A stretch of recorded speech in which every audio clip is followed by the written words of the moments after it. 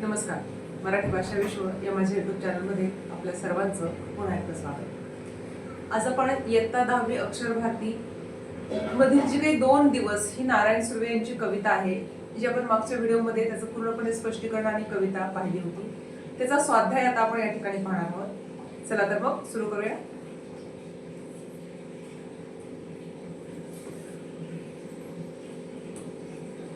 प्रश्न पहिला, कृती पूर्ण करा. रोजची भूक भागवण्यासाठी कराव्या लागणाऱ्या कष्टांमुळे आयुष्याचे दिवस वाया गेलेत, या आशयाची कवितेतील ओळ शोधा. भाकरीचा चंद्र शोधण्यातच जिंदगी बर्बाद झाली, ही ती ओळ आहे. कवीचा प्रयत्नवाद आणि आशावाद दाखवणारी ओळ लिहा. दुःख पेलावे कसे, पुन्हा जगावे कसे, याच शाळेत शिकलो.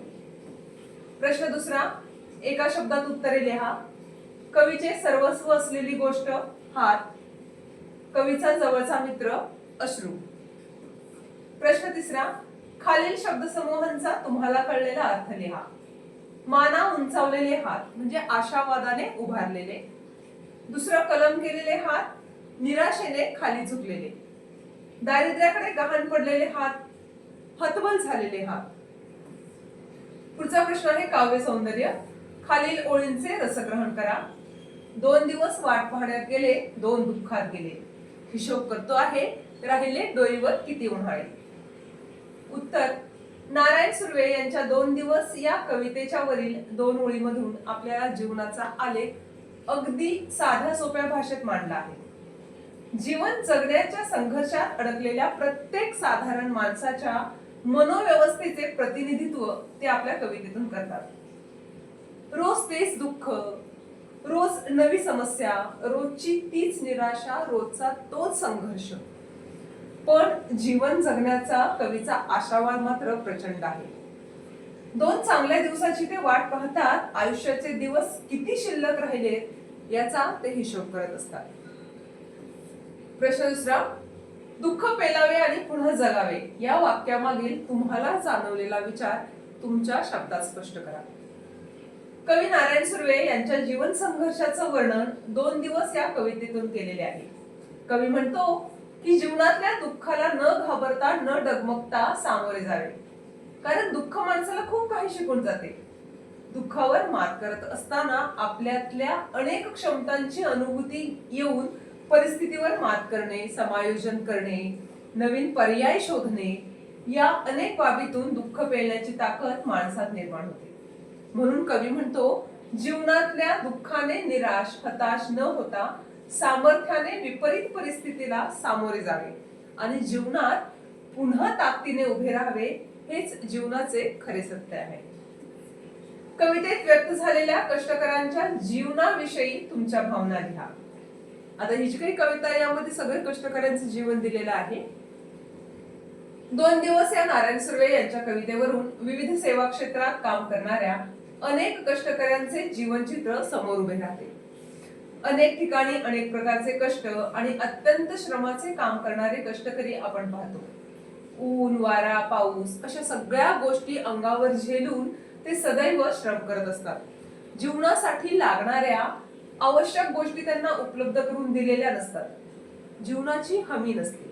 अत्यंत कमी वेतनावर ते प्रचंड मेहनतीचे काम करत असतात. त्यांना जीवन जगणे खूप कठीण जाते. रोज काम मिळण्याची शाश्वतीही नसते. अशा प्रकारे आपल्या देशात कष्टकऱ्यांचे जीवन अत्यंत कठीण आहे. कवितेत व्यक्त झालेले जीवन सत्य याबाबत तुमचे विचार स्पष्ट करा.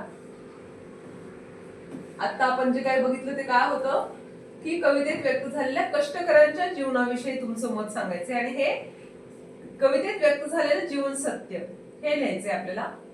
माणसाच्या जीवनात सुख आणि दुःख अशा 2 गोष्टी सदैव असतात. कधी सुखाचे दिवस असतात तर कधी दुःखाचे. असे असले तरी कोणताही काळ हा कायम राहत नाही. दुःखातून माणूस अनेक गोष्टी शिकतो व उद्याच्या चांगल्या दिवसाची अपेक्षा करत राहतो. माणसाने कवी सारखं आशावादी राहिलं पाहिजे. दुःखातही सुख येईल अशी आशा बाळगली पाहिजे, म्हणजे जगणं सोपं होईल. कृती पूर्ण करा. 2 दिवस कवी नारायण सुर्वेंचे 2 दिवस. 2 वाट पाहण्यात गेले, 2 दुःखात गेले. कवी नारायण सुर्वे हिशोब करतायत डोईवर राहिलेल्या उन्हाळ्यांचा. शेकडो वेळा आला चंद्र, खुलले तारे, धुंद झाली रात्र. कवी जगाच्या शाळेत या गोष्टी शिकले.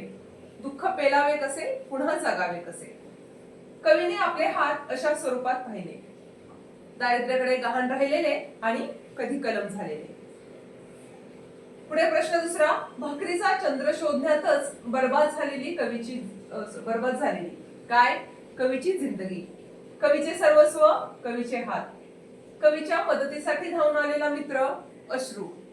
झोतभट्टीत शेकावे पोलाद तसे शेकले कवीचे जीवन आयुष्य. योग्य पर्याय निवडून विधान पूर्ण करा. कवीने याचा विचार हरघडी केला, भाकरीचा, दुःखाचा, जीवनाचा, दुनियेचा. प्रश्न पहिला खाली एका वाक्यात उत्तरे लिहा. सहाय्यास धावून येणारे कवीचे मित्र कोण? सहाय्यास धावून येणारे कवीचे मित्र म्हणजे कवीचे स्वतःचे अश्रू होय. कवीने चंद्राला कोणाची उपमा दिली आहे? कवीने चंद्राला भाकरीची उपमा दिली आहे. प्रश्न दुसरा, योग्य जोड्या जुळवा. कवी मोजत असलेले जीवनाचे दिवस, कवीची शाळा, संपूर्ण जग, कवीचे सर्वस्व, कवीचे हात, झोतभट्टी, पोलाद. आकृतीबंध पूर्ण करा. दुनियेचा विचार करण्याचा परिणाम. कवी अगाध जगमय झालो, कवी जगमय झाले. कवीचे आयुष्य कसे होते? दुःखाचे, दारिद्र्याचे. दुनियेचा असे उत्तर येईल असा प्रश्न तयार केला. कवीने हरघडी कोणाचा विचार केला? दुनियेचा. प्रश्न पाचवा, कंसातील योग्य शब्द वापरून रिकाम्या जागा भरा. हिशोब करतो आहे किती राहिले डोईवर उन्हाळे. झोतभट्टीत शेकावे पोलाद तसे आयुष्य छान शेकले. कवितेतील शब्दांचा अर्थ: दिवस, दिन, हिशोब, गणना, डोईवर, डोक्यावर, चंद्र, शशी किंवा सुधाकर. काव्य सौंदर्य: झोतभट्टीत शेकावे पोलाद तसे आयुष्य छान शेकले. वरील ओळीतून कवी नारायण सुर्वे यांना काय सांगायचे आहे हे तुमच्या शब्दात लिहा. गरिबीत जीवन जगत असलेले नारायण सुर्वे जगाच्या प्रचंड मोठ्या शाळेत शिकत होते.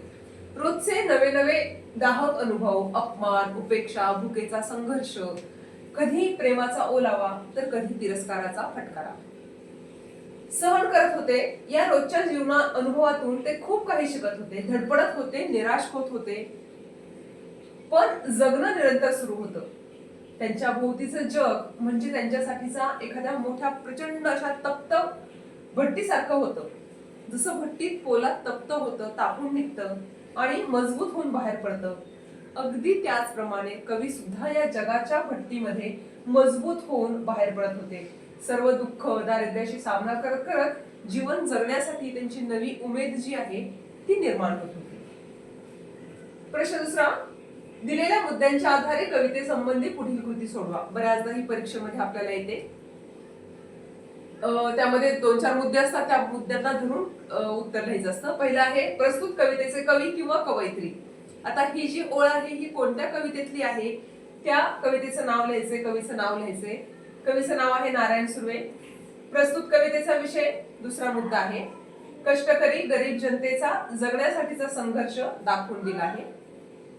प्रस्तुत कवितेतून मिळणारा संदेश: माणसाच्या जीवनात सुख आणि दुःख सतत येत असतात. कधी सुखाचे दिवस असतात तर कधी दुःखाचे दिवस येतात. असे असले तरी कोणताही काळ हा कायम राहत नाही. दुःखातून माणूस अनेक गोष्टी शिकतो व उद्याच्या चांगल्या दिवसाची उपेक्षा करत जगत राहतो. माणसाने कवीसारखं आशावादी राहिलं पाहिजे. दुःखातही सुख येईल अशी आशा ठेवली पाहिजे, म्हणजे आपलं जगणं सोपं होतं असा संदेश या कवितेतून मिळतो. प्रस्तुत कविता आवडण्याचे किंवा न आवडण्याचे कारण: जर तुम्हाला ही कविता आवडली असेल तर ती का आवडली, आणि नसेल आवडली तर का आवडली नाही, याचं उत्तर या ठिकाणी आपल्याला लिहायचंय. कवी नारायण सुर्वे यांची 2 दिवस ही कविता मला खूप आवडली आहे. त्याचे मुख्य कारण म्हणजे भाकरीचा चंद्र शोधण्यात आपली जिंदगी बर्बाद झाली. या सगळ्या कष्टकरी, कामगार, श्रमिक, गरीब लोकांचा सोशिकपणा, त्यांचा संयम, त्यांचं दुःख कवीने सहजपणे वाचकांसमोर मांडला आहे. कवीने वेदनेचा भाव, कोणत्याही प्रकारची चिडचिड, संताप किंवा आक्रस्ताळेपणा न मांडता अत्यंत संयमी आणि सुयोग्य प्रतीकांचा वापर करून मांडले आहे. सर्वस्व असलेले हात, माना उंचावलेले हात, कलम केलेले हात, गहाण पडलेले हात, यासारखी प्रतीके मनाला अंतर्मुख करून विचार करायला भाग पाडतात. त्यामुळे ही जी कविता आहे ही मनाला भिडते. आता शेवटचा मुद्दा त्यात लिहायचा असतो तो म्हणजे प्रस्तुत कवितेतील शब्दांचे अर्थ. 4 शब्द दिलेले असतात आणि त्याचे अर्थ आपल्याला लिहायचे असतात. या ठिकाणी रात्र म्हणजे रजनी किंवा निशा, जिंदगी आयुष्य किंवा जीवन, बरबाद नष्ट, हात हस्त किंवा कर.